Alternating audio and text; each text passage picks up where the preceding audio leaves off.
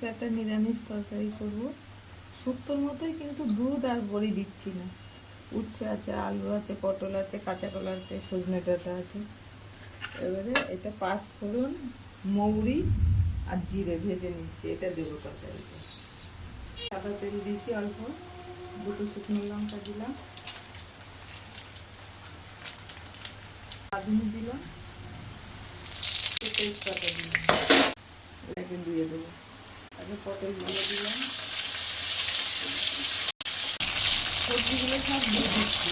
আলুগুলো দিলাম, হচ্ছে দিয়ে দেবো, কলাগুলো দেবো, কাঁচা কলা আর কাঁচা লঙ্কা চিড়ে রেখেছিলাম দিয়ে দিলাম, আদা দিলাম, লবণ দিলাম, একটু চিনি দিলাম, এগুলো দিয়ে দিলাম। আমি জল কষানো হয়ে গেছে, সবজিগুলো জল দিই, ঢেকে দেবো। এটাই আছে মেথি, এই যে বাটা আছে, মশলাটা দিয়ে দিলাম।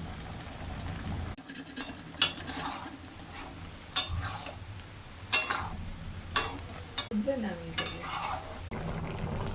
হয়ে গেছে, এবার নামিয়ে দেবো।